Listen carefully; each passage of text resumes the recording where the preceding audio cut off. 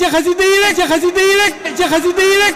ci xasida yi rek ci xasida yi rek ci xasida yi rek man mën a xam sëriñ man mën a xam sëriñ ci xasida yi rek ci xasida yi rek ci xasida yi rek kenn ku mën a dégg kenn ku mën a dégg moom laa suuf ilaahu kalimatillahi al-ulya moom laa suuf. asalaamaaleykum wa rahmatullah mbokki taalibe yi ginnaaw bu ñu leen ziyaara bu baax a baax di leen jox seen wàcc waaye di leen ñaal tawfiix bu baax nag waaye nag di jël ci nuyoo beeg siyaar bi sëriñ Muntaxal Basiir xalifatul aam di ko ñaal borom bi subhaanahu wa taala yàggal ko fi mbokk yi bu ngeen dégg suñu kàddu yi kat xam ni bis bu mag boobu ñu yàgg taxawal fële ci Touba Badijeng bis bi moo dul si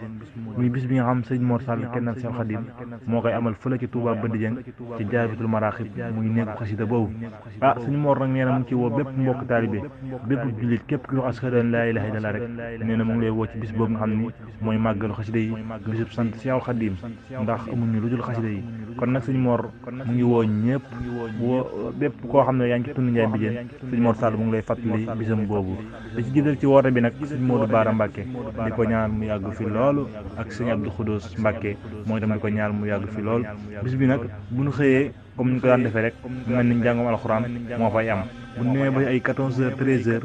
wàllum bernde ma bu nee ba ca ngoon nga tam sëñ Mor Sall dina fa def conférence bu am solo boo xam ni kenn Seexul Xaadim lay doon bis bi nag ren da ko tuddee ko am solo muy suñu bàyyi Cheikh Sall di ko ñaanal nag borom bi yeesal yërmande ndax bis bi sëñ Mor Sall da koo duppee bàyyi Cheikh Sall kon nag mbokk yi sëñ Mor nee na mu ngi leen di woo ci bisam boobu nga xam ni amul lu dul moom ndax amul lu dul xasida yi kon nag mu ngi leen di woo yéen ñëpp ngay ñëw sant la ko Seexul Xaadim asalaamaaleykum wa rahmatullah ci xasida yi rek ci xasida yi rek ci xasida yi rek xasida yi xasida yi xasida yi